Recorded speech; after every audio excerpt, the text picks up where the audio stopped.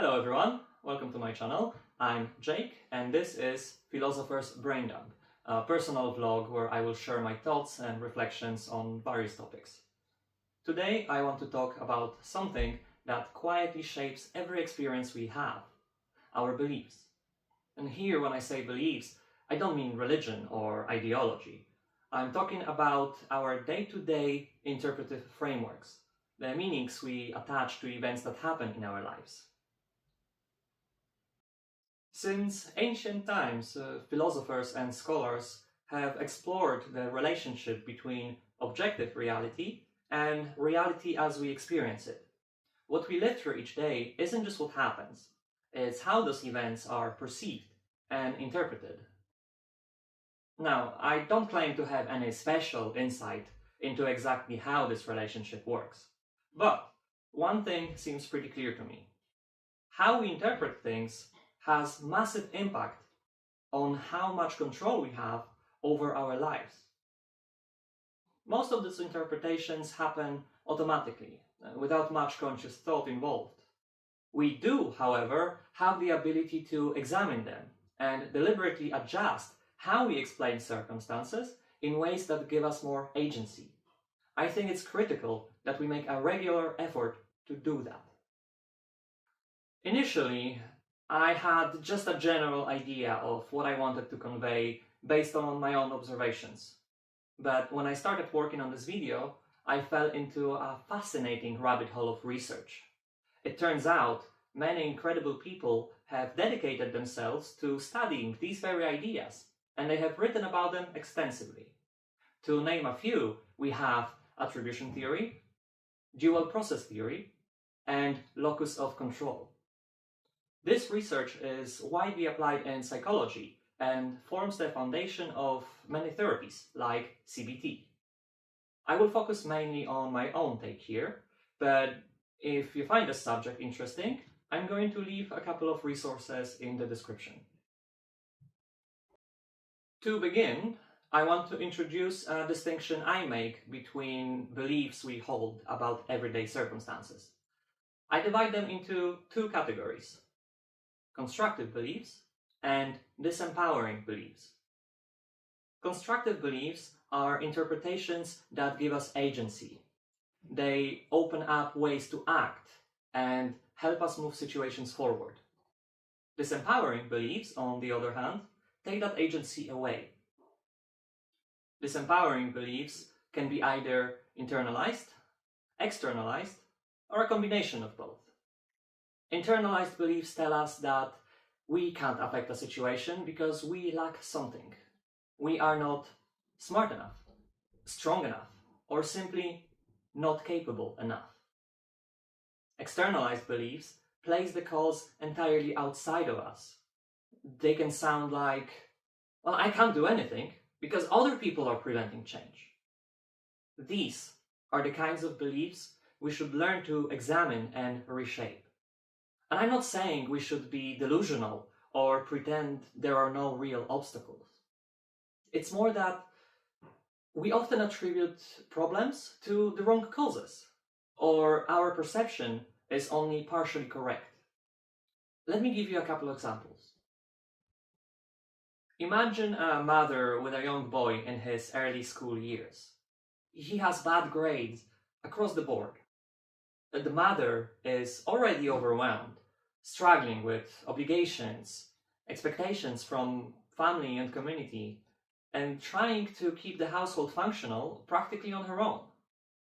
On top of that, her boy misbehaves constantly and doesn't apply himself at school. Despite being exhausted, she still tries to help him, correct his behavior and support his learning. When asked, the mother might say, "I'm trying everything, but his father doesn't care. He lets the boy do whatever he wants, and the extended family spoil him and undermine me at every step."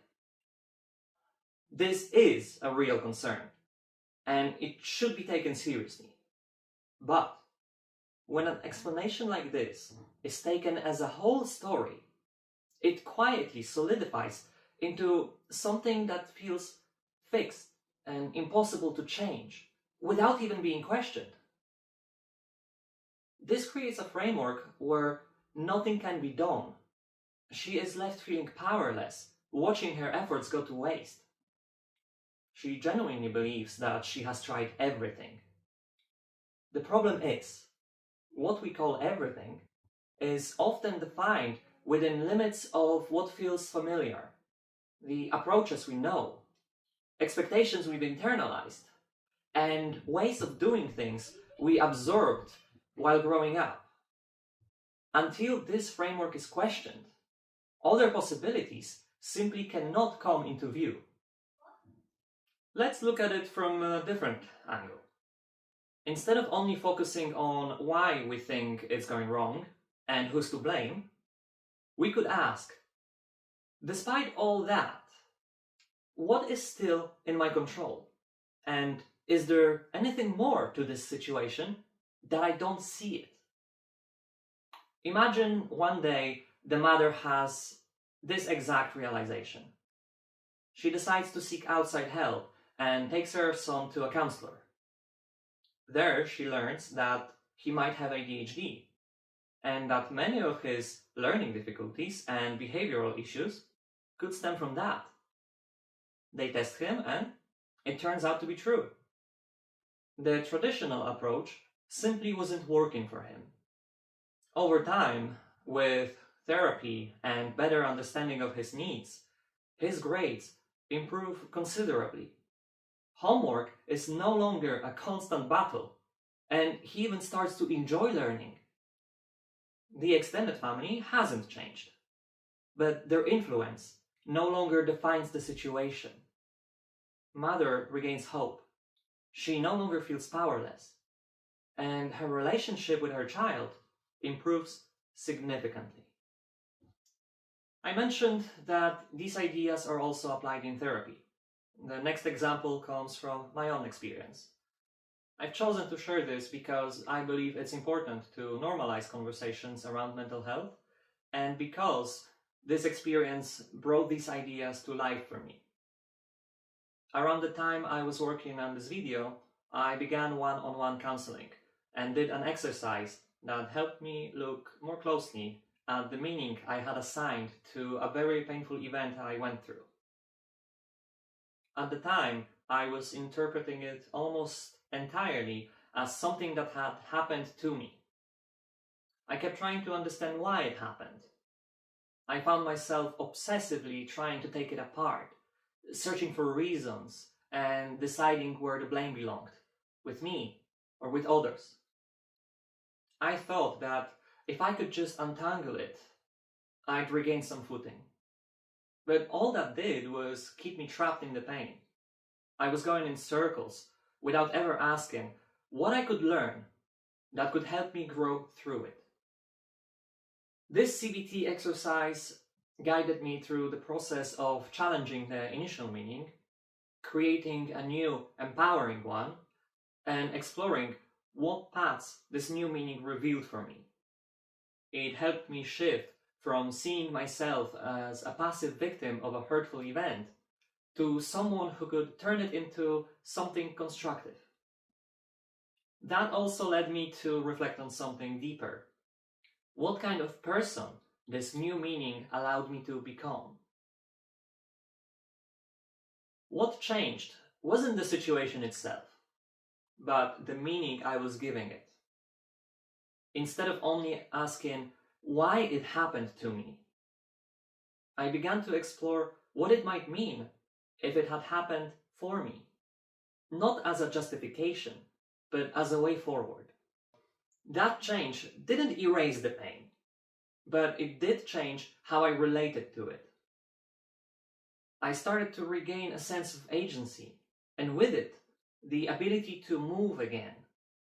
I was honestly surprised by the impact this had. It didn't magically fix everything, but it helped me re-engage with my life after months of feeling stuck. All in all, that practice made it really clear for me that these aren't just some theories.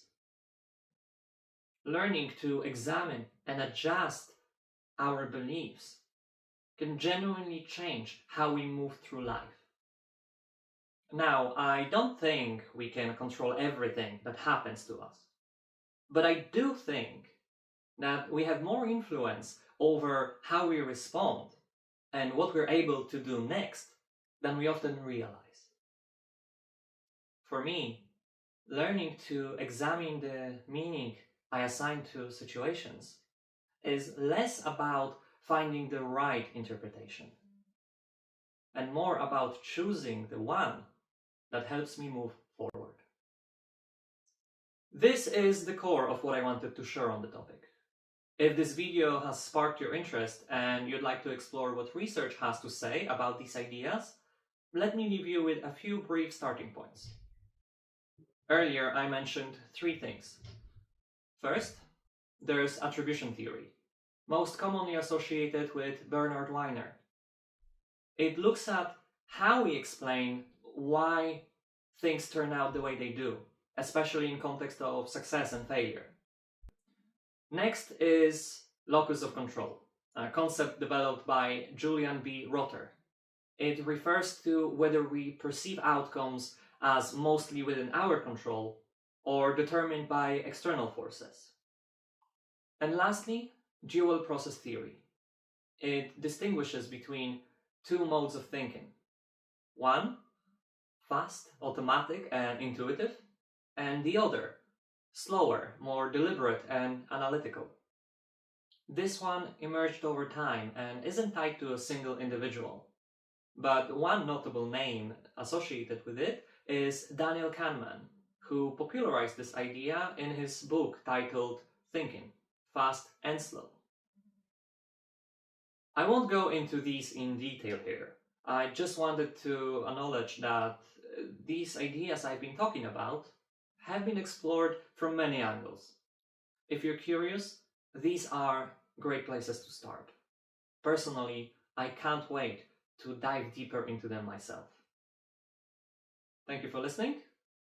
If you like this video or if you'd like to share your thoughts on the topic, feel free to leave a comment. I'd love to hear what you think. Until next time.